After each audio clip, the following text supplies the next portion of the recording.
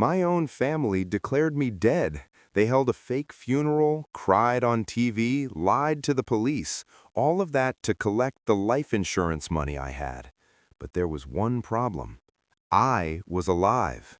And on the day they went to claim the money, I showed up at the insurance company's door. My name is Raphael. I'm 34 years old, and this is the story of how I found out that, to my family, I was worth more dead than alive. Sounds like a movie script, I know, but it happened to me. And the worst part is that I never imagined the people I loved most would be capable of this. So get ready, because this story has twists, betrayal, and an ending that still keeps me up at night. It all started 3 years ago. I worked as a sales representative and traveled a lot through the countryside. I spent weeks away from home. My wife, Camila, always complained about it. She said I was married to my job instead of to her.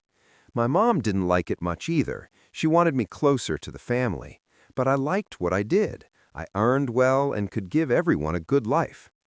Around that time, the company I worked for introduced a new employee benefit, life insurance. The payout was high, almost 2 million reals. They paid for everything, we didn't spend a dime.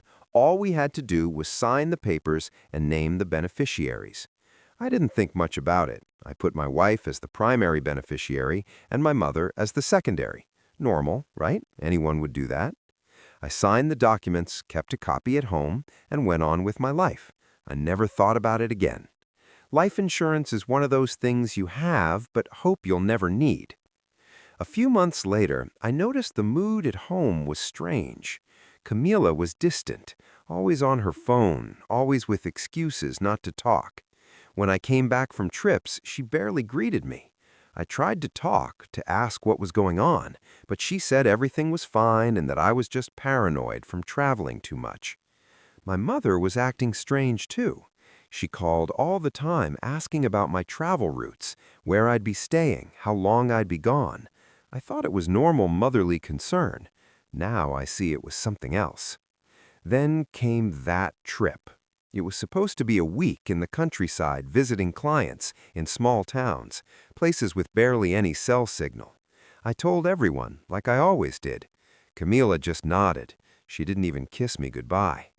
The trip was going normally. I visited clients during the day and stayed in simple hotels at night. I posted a few photos on Instagram and messaged Camila whenever I had signal. She replied with dry messages. Okay, fine, take care. No, I love you, no, I miss you, but I was used to it. Our marriage hadn't been a fairy tale for a long time. On the 4th day of the trip, my phone broke. Nothing serious. I dropped it and the screen shattered. The problem was I was in such a small town, there was no repair shop. The innkeeper said I'd have to go to the next city, 2 hours away. I thought about going, but I had an important meeting the next day. I decided to leave it for later. I'd be without a phone for a few days, but it wasn't the end of the world. That was the worst decision of my life. Or the best, I still don't know. Without a phone, I spent 3 days completely offline. I couldn't notify anyone because I didn't know anyone's number by heart. Everything was saved on the phone.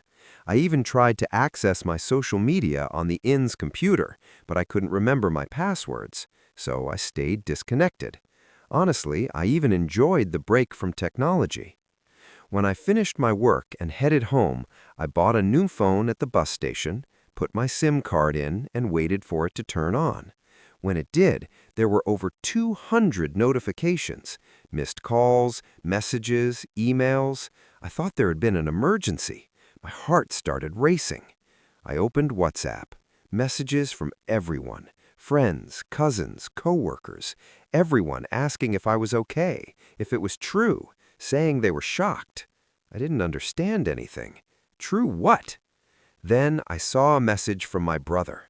Man, what is this story Camila and Mom are telling? Call us ASAP. My blood ran cold. I called him immediately. He answered, yelling, Raphael, you're alive? Where are you?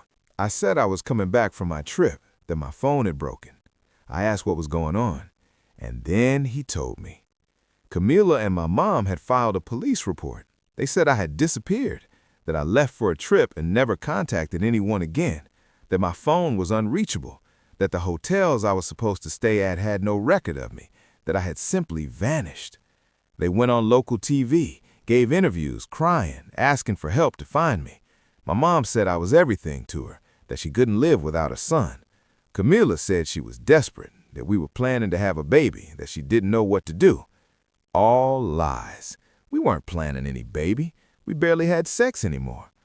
My brother said he found it strange from the start. He knew me, knew I always let people know when I traveled, always left contacts.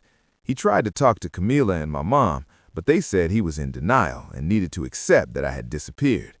Then came the part that knocked the air out of me. My brother found out they had gone to the insurance company. They took the police report, the TV coverage, witnesses saying I had gone missing, and they filed for the life insurance payout. That's right, they were trying to declare me dead to get the $2 million. I couldn't believe it. My wife, my mother, the two people who should love me most in the world, they had planned all this. He told me more. He had talked to neighbors and friends. Camila and my mom had been meeting frequently over the past months, always in secret, always when I was traveling. People thought it was just the daughter-in-law and mother-in-law getting along. It wasn't. They were planning. They waited until I traveled somewhere remote, waited for my phone to go offline. Then they set their plan in motion. I hung up and stared into nothing. I was 20 minutes from home, 20 minutes from my life. But what life? With a wife and a mother who wanted me dead? I thought about confronting them right away, going straight to the police, or just disappearing for real and letting them deal with the consequences. But then I had a better idea. I called my brother back and asked him not to tell anyone he had spoken to me. I asked him to find out when the insurance meeting would be to release the money. He found out. It was in 2 days. I spent those 2 days in a hotel. I didn't go home, didn't call anyone, stayed completely offline again. I needed time to process everything and to make sure my plan would work. On the scheduled day, I arrived at the insurance company an hour early. I spoke to the manager, explained everything, showed my documents, proved I was alive. He was shocked, said it was one of the most absurd cases he had ever seen. He called the company's lawyer, and they decided to let Camila and my mom come in and try to collect the money, and only then would they bring me in. All for evidence, so they couldn't deny it.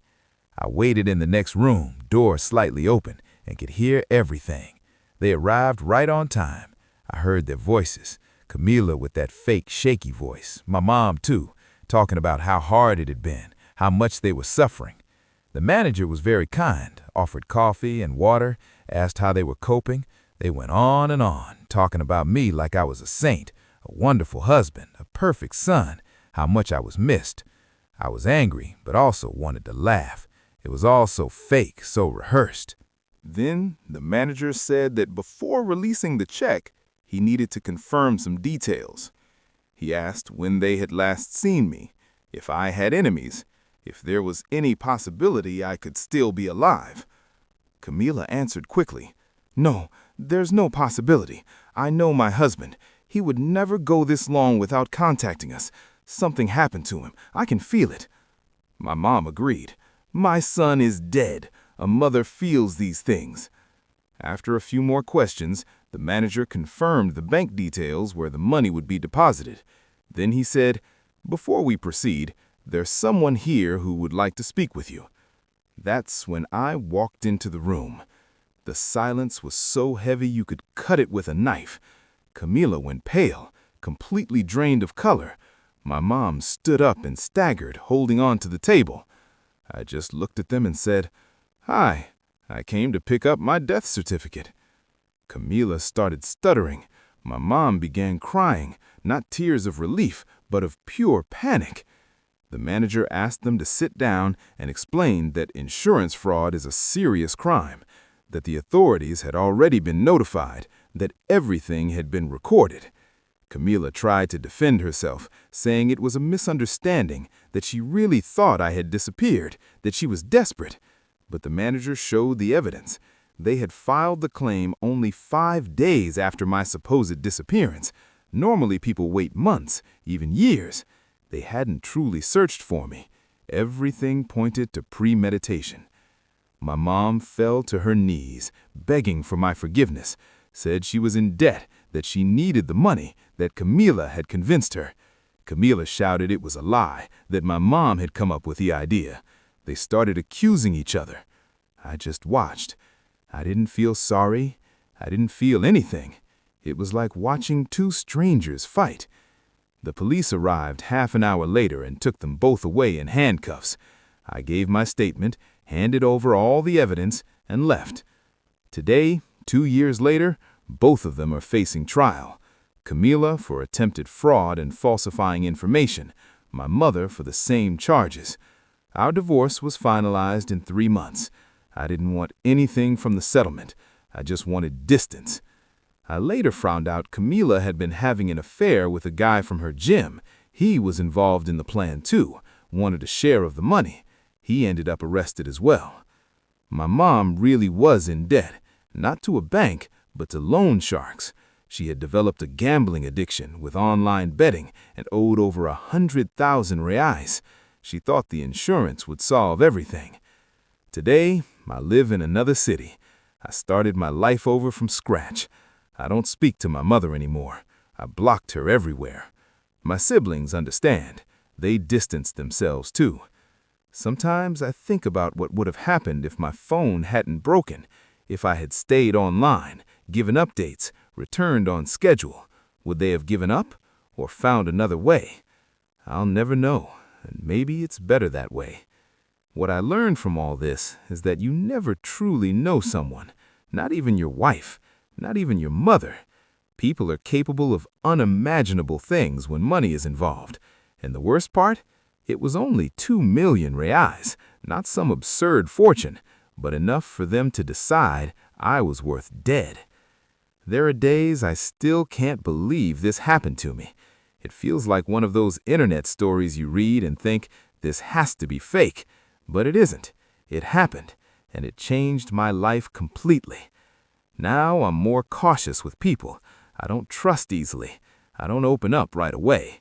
And when someone is too nice to me, I always wonder what their real intention is. It may sound sad to live like that, and it is a little, but it's better than being naive and ending up buried before your time. Oh, and I canceled that life insurance policy, obviously. Now, if I die, nobody gets anything. And you know what? That gives me peace. If you enjoyed this story, subscribe to the channel.